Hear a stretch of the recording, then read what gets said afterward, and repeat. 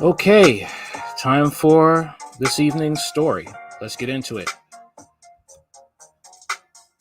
U.S. Marshals offer a $10,000 reward for fugitive parents. Michigan shooter Ethan Crumbley, 15, after they withdrew $4,000 from ATM and fled manslaughter charges. Lawyer claims they are returning. Wow. The U.S. Marshals has placed a $10,000 bounty on information leading to the capture of the parents of accused Michigan school shooter Ethan Crumbley after they fled manslaughter charges in connection with the massacre. James and Jennifer Crumbley are wanted on charges of involuntary manslaughter and are now targets of a federal manhunt after failing to surrender by a 4 p.m. deadline on Friday. Prosecutors say they bought the gun their son used to kill four as a Christmas present on Black Friday and failed to secure it after he penned a disturbing note saying, "Thoughts won't stop, help me." The couple each face 15 years in prison if convicted. I can't. Wow. Your kid is telling you what's going on with them, and you do nothing. Law enforcement sources say that the couple withdrew $4,000 from an ATM and had not been seen since Thursday night, when they were under surveillance at a motel where they had been staying since the shooting. Due to communication breakdown between agencies, the surveillance was suspended by Friday morning, and the parents left the motel unobserved before the charges were announced by prosecutors, according to the WDIV-TV. The Crumbleys' attorney, Shannon Smith and Mario Lehman, however, insisted that their clients were not on the lam and were returning to face the charges. It's insane, man. On Thursday night, we contacted the Oakland County prosecutor to discuss this matter and advised her that James and Jennifer Crumbley would be turning themselves in to be arraigned. The lawyers said in a statement obtained by thedailymail.com, instead of communicating with us, the prosecutor held a press conference to announce charges. The Crumbleys left town on the night of the tragic shooting. For their own safety, they are returning to the area to be arraigned. They are not fleeing from law enforcement despite recent comments in media reports. Smith and Lehman didn't say when or whether a voluntary surrender had been arranged, and the Oakland County Sheriff's Office said it was not aware of any such plans. Oakland County Sheriff Michael Boched said he only learned of the charges being filed against the Crumbleys from media reports and had no advance warning from the prosecutors, which he said would have allowed his agency to secure the suspects before the charges were made public. He told CNN police were searching for the Crumbleys after the couple's attorney told his office that the Crumbleys stopped responding to his messages. If they think they're going to get away, they're not, Burchett said, adding that a host of detectives as well as the FBI and U.S. Marshal Service were looking for them.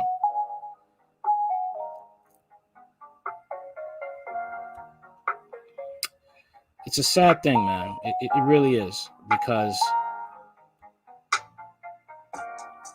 the fact of the matter is these parents didn't love their child. They didn't love their child. They really didn't. Let me see what's going on here. Let's see if we can get the video. All right.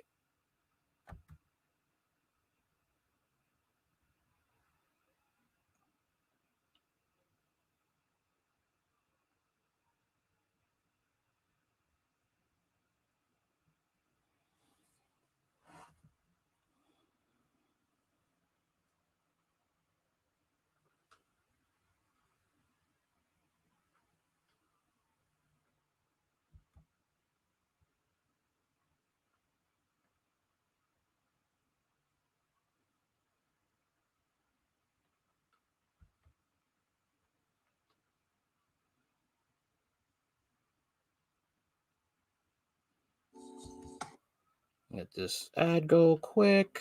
Yes, it is. James and Jennifer Crumbley failed to ask their son if he had his gun with him or where his gun was located, and failed to inspect his backpack for the presence of the gun, which he had with him. James and Jennifer Crumbley resisted the idea of then leaving the school at that time, of their son leaving the school at that time. Instead, James and Jennifer Crumbley left the high school without their son. He was returned to the classroom. When the news of the active shooter at Oxford High School had been made public, Jennifer Crumbley texted to her son at 1:22 p.m., quote, "Ethan, don't do it," end quote. At 1:37 p.m., James Crumbley called 911, reporting that a gun was missing from his house and he believed his son may be the shooter. Further investigation revealed that the 6-hour 9mm handgun purchased by James Crumbley was stored unlocked in a drawer in James and Jennifer's bedroom.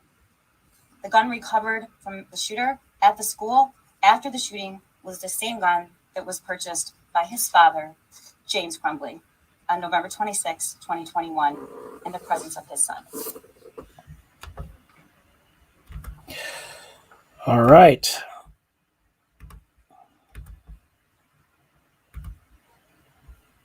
Sad situation, man. After the attorneys for the Crumbley parents claimed they were returning to face charges, local law enforcement said they were unaware of such arrangement.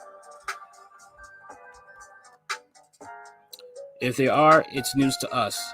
Under Sheriff Mike McCabe told ABC News, saying the authorities still don't know where the couple is located. In charging the parents, Oakland County Prosecutor Karen McDonald alleged that the parents ignored multiple warning signs and refused to take their son out of school just hours before the shooting took place. So you buy a gun for your kid and you don't have a case for the gun. All right. Your kid says he hears voices.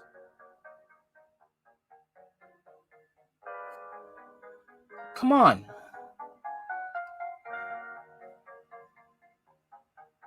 I don't know what they thought was going to happen if they just left him by. Did you thought he was responsible enough to not do something like that? You should have taken your kid to the shrink. Get him help. Take the gun, remove it. I hope they get charged. I hope they get charged and put in prison.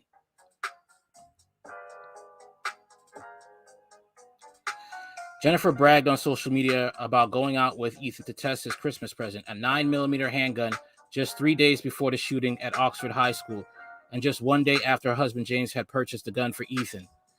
During a press conference Friday, McDonald revealed stunning new details leading up to the shooting that took place Tuesday afternoon, including that Jennifer texted her son about 30 minutes after the rampage saying, "Ethan, don't do it," and that her husband James called 911 to report his handgun 9mm Sig Sauer SP 2022 was missing, and that Ethan likely was the shooter. You guys are so damn dumb. The prosecutor revealed that James, who, like his wife, had a prior criminal history, brought the murder weapon from a retailer with his son there on November 26. He stored the 9mm handgun in an unlocked drawer in his bedroom, McDonald said. Why wasn't the gun put in a place that needed a lock and key or had a combination lock? Why did you do this? Put the gun in a safe place and put a combination lock on it. The next day, Jennifer posted about the Christmas present to the Instagram with caption, "Mom and Son Day, testing out his new Christmas present." Jennifer's Instagram account has since been taken down. 2 days later, on November 29th, McDonald said a teacher at Oxford High School observed Ethan searching ammunition on his cell during class and reported it to school officials.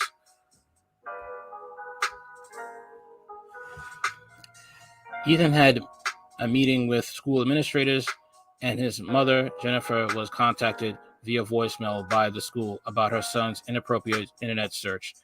Officials also followed up with an email but received no response, the prosecutor said. The mother later exchanged texts with her son on that day stating LOL, I'm not mad at you. You have to learn not to get caught, McDonald said Friday. She also revealed that on the morning of the shooting, a teacher found a chilling note on Ethan's desk, which featured disturbing drawings depicting semi-automatic gun, a bullet, a shooting victim, and a laughing emoji. According to the prosecutor, the note included the words, "Blood everywhere, thoughts won't stop, help me, my life is useless, and my world is dead." Jennifer and James were immediately summoned to the school to discuss their son's worrying behavior.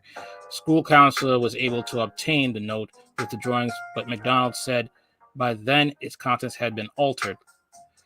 The doodles of the gun and the bullet-ridden figure were snatched out, as well as Ethan's writings. During the meeting, the Crumbleys were shown the note and were advised that they were required to get Ethan into counseling within 48 hours.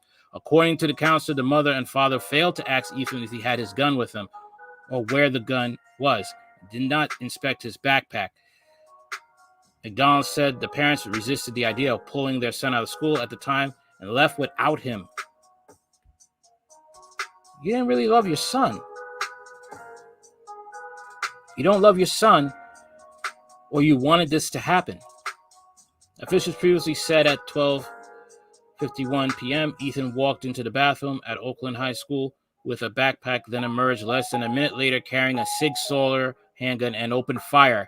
At 1:22 p.m., more than 30 minutes after the shooting was first reported, Jennifer texted her son saying, "Ethan, don't do it," the prosecutor said. At 1:37 p.m., James called 911 reporting his newly purchased gun missing. He also told the emergency dispatcher that he believed his son might be the shooter at the Oxford High School. James and Jennifer were scheduled to be arraigned at 4 p.m., but authorities reported the pair were not in custody as of late Friday afternoon.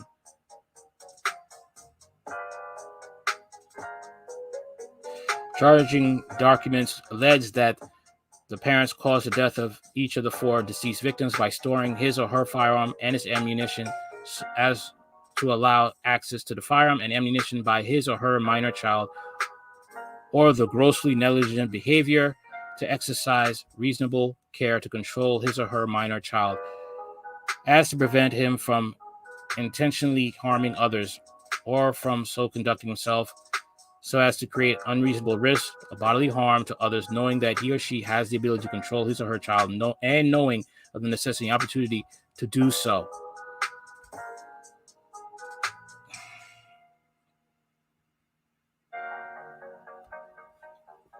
Michigan Attorney General Dana Nessel said in a statement on Friday that she agrees with McDonald's decision to criminally charge the Crumbleys. They need to be charged. This is plain stupidity. And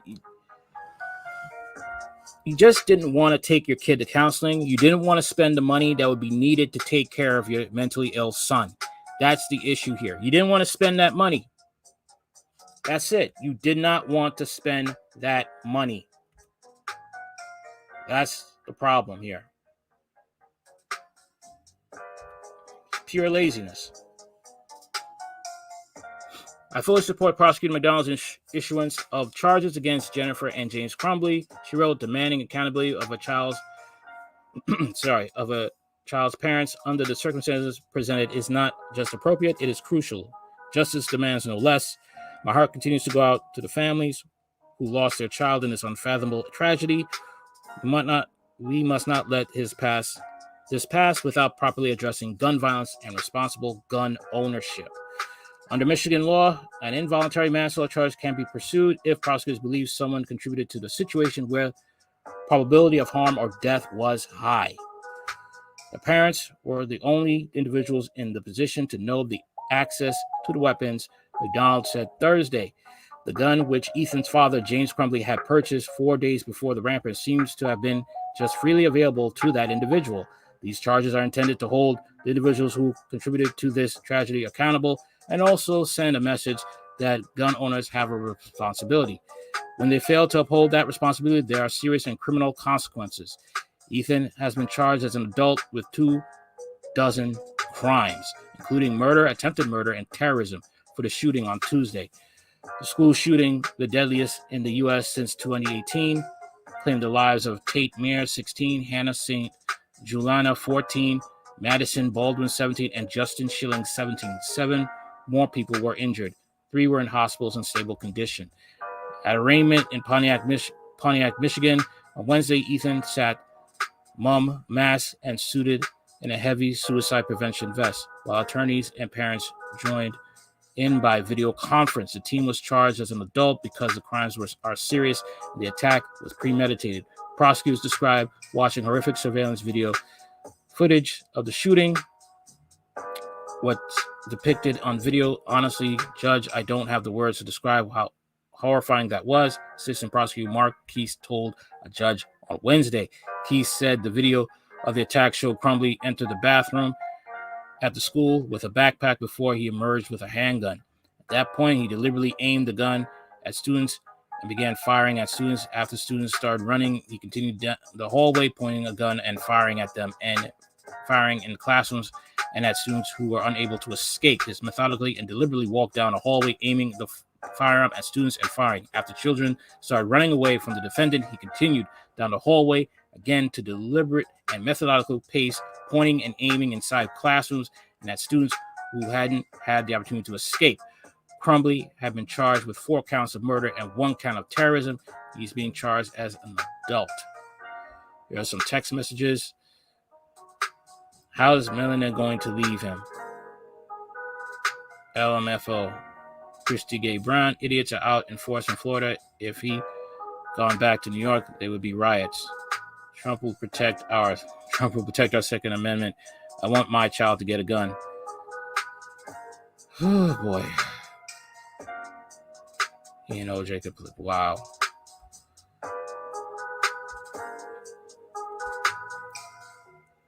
This is crazy, man. This is crazy. On an Instagram account that has been since deleted, there were sinister horror movie style faces along with most recent posts of a 9mm Sig Sauer pistol and a paper target with a bullet holes through it. It's not possible to independently verify the account, but police said Ethan had been shooting with 9mm handgun and posted pictures of a target and the weapon. 2016, Jennifer wrote a rambling open letter to the then President Trump, praising his support for Second Amendment rights, a sentiment that was echoed in her husband's Facebook comment, where he also wrote that he wanted his son to get a gun. In her letter, the 43-year-old mom wrote, in part, as a female and realtor, thank you for allowing my right to bear arms, allowing me to be protected. If I show a home to someone with bad intentions, thank you for respecting that amendment. If I show a home to someone with bad intentions? Jennifer also spoke of her son's struggle with math in school and appearing to blame Common Core and complained about illegal immigration and the woes of middle-class Americans. This woman's crazy. She might be crazy too. Parents are rarely charged in school shootings involving their children, even as most minors get guns from a parent or relative's house. According to experts, Michigan has no law on the books that requires gun owners to keep weapons locked away from children. What?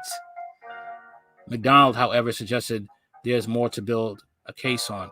All I can say at this point is those actions on mom and dad's behalf go far beyond negligence, she told WJRAM.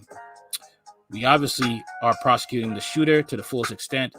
There are other individuals who should be held accountable. Later at the news conference, McDonald said she hoped to have an announcement in the next 24 hours. She had firmly signaled that Crumbley's parents were under scrutiny when she filed against their son Wednesday. Sheriff Mike Bochard disclosed Wednesday that parents met with school officials about their son's classroom behavior just a few hours before the shooting. McDonald said information about what had troubled the school will most likely come to light soon. Investigators said that the attack was premeditated, citing videos Crumbley recorded the night before in which he talked about shooting students, as well as a journal recovered from his backpack that described his intent to murder classmates. Crumbley stayed in school Tuesday and later emerged from a bathroom with his father's new gun, firing at students in the hallway, police said. Superintendent of the district late Thursday posted a YouTube video where he said the teenager was called to the office before the shooting, but no discipline was warranted.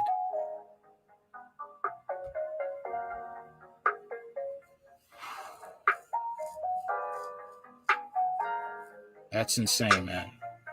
Let's hear what they got to say on this one as well.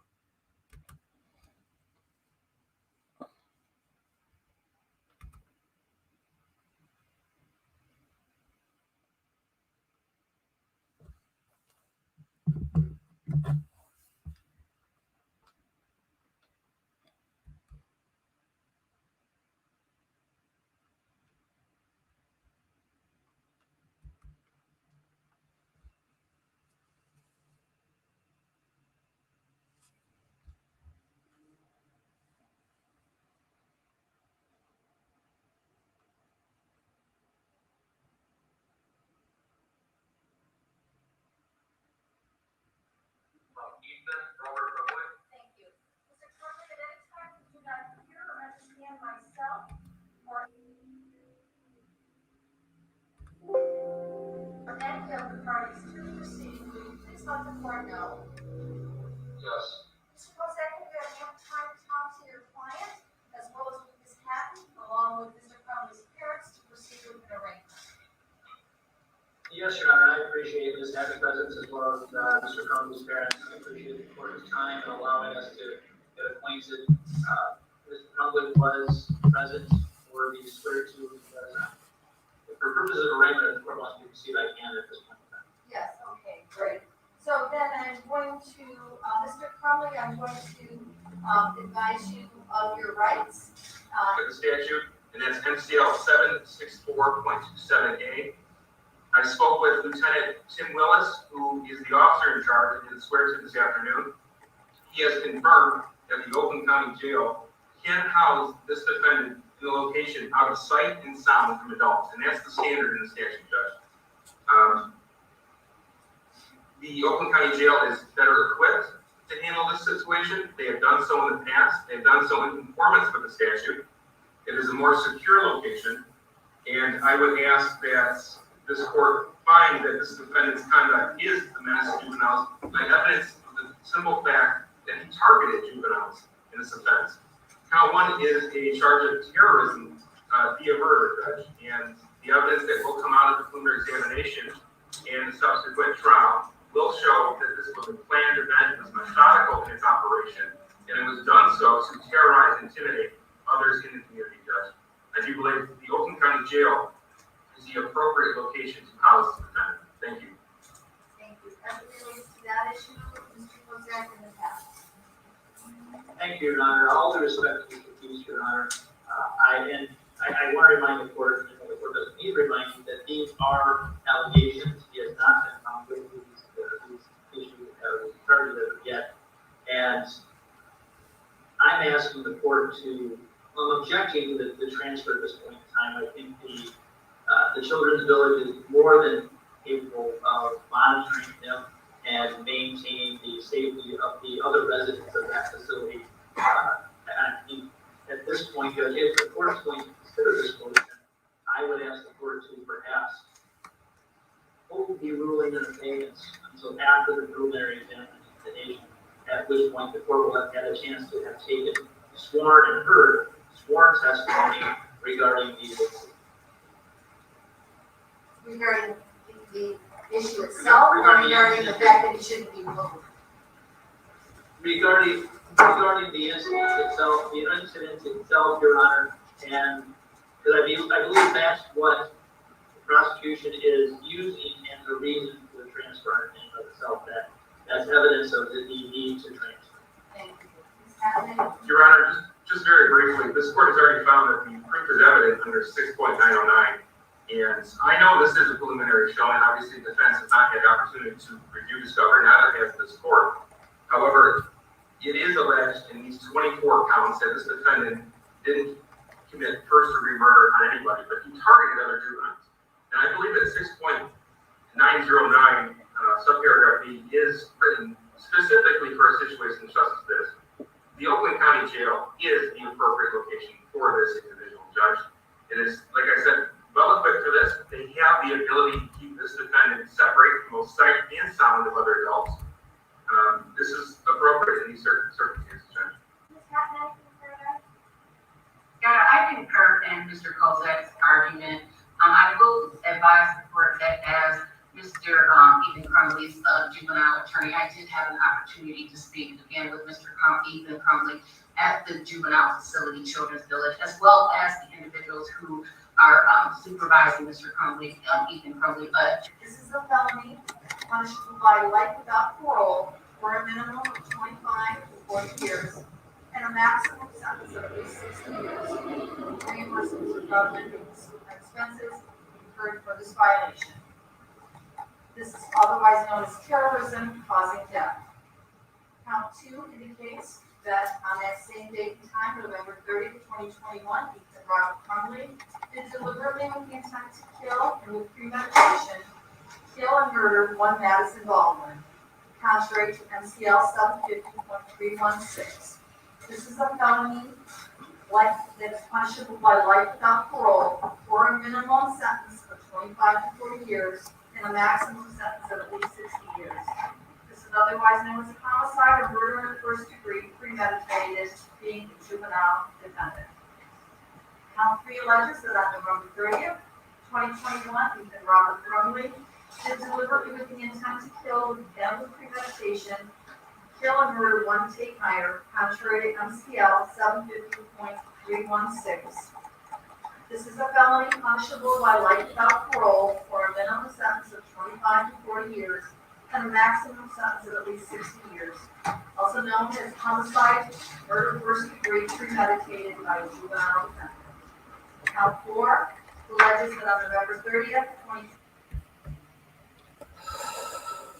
Wow.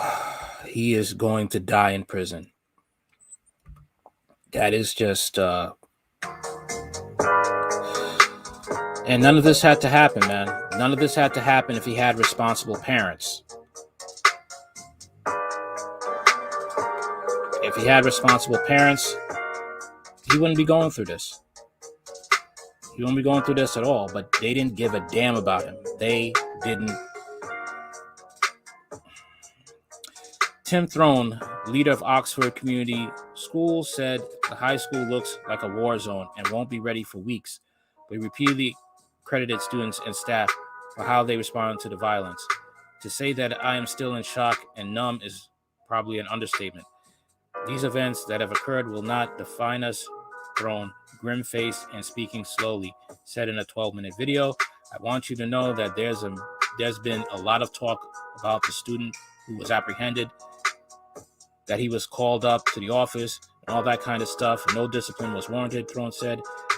There are no discipline records at the high school. Yes, the student did have contact with our front office, and yes, his parents were on campus November 30th. Whole lot of things, a lot of blame, and a lot of people need to be held accountable. Exclusive, nothing seemed off. Ethan Crumbley, older brother, 18, says the school shooting suspect, 15, was an average happy kid, got good grades, was into Minecraft, and wasn't bullied as a child. So mental illness has a part to play then. Speaking exclusively with DailyMail.com, Eli Crumbley, 18, said he can't understand how his own student could suddenly snap, open fire, and kill his classmates. Following the deadly rampage in Oxford, Michigan on Tuesday, the Ethan I knew was just a smart boy who just seemed like an average kid. In an interview on Wednesday, there was nothing that ever stood out to me. He'd never get suspended from school or detention. Didn't suffer depression or anything like that. He woke up happy, went to school, and came home and played games. I don't know, man. Sounds like a lot of BS here. A lot of BS here. Eli and Ethan, 15, have the same father, but different mothers. Originally from Florida, the two boys later moved to Michigan with their dad, James Crumbley, and his second wife, Ethan's mom, Jennifer. What's wrong here, man? Chick he got has some mental issues. Something's wrong here. The older brother hinted at some family turmoil that prompted him to abruptly move out last March to live with his biological mother in Florida, where he grew up. It mostly had to do with the relation between my stepmother and I, Eli said. He wouldn't elaborate other than to say it wasn't as great as it could be. Moving back to Florida was the best option for me. Ethan remained living with his parents in a small home in Oxford, less than 2 miles from where he opened fire. Eli said he hadn't spoken with Ethan or his father in 2 months, but reached out to his dad Tuesday night, only hearing the news of the mass shooting at Oxford High School. I was worried. I wanted to see if Ethan was okay, but I knew he went there. Because I knew he went there, said Eli, who had also attended school for a year. That's when I received information otherwise. Unable to reach his dad, the 18-year-old called a former employee who told him that his old house in Oxford was surrounded by FBI agents. He then learned that his own father bought the gun Ethan used. Didn't know he had a gun until this happened, he said. Still hard to me believe, he said. I can't believe it. As far as I knew, Ethan was always good. Eli added, he was just quiet, kept to himself, kept his circle of friends small. He was a clean kid, didn't smoke or do drugs, nothing. But he had mental issues. he had mental issues. Something was going on with that kid.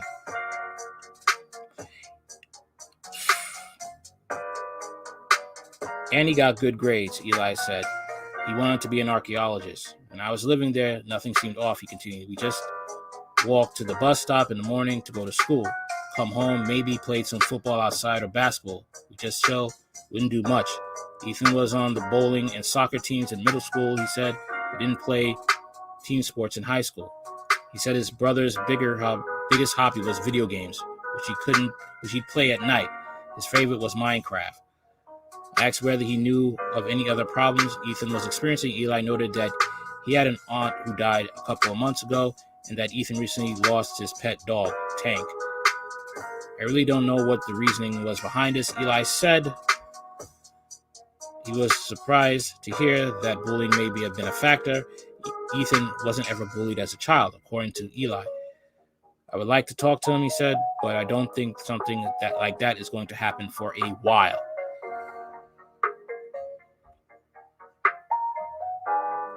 Something's going on with this family, man. Something really off is with this family. And I think the mother and the son got mental illness. The father's an idiot. That's just a plain fact. That's a given fact. The father is a moron.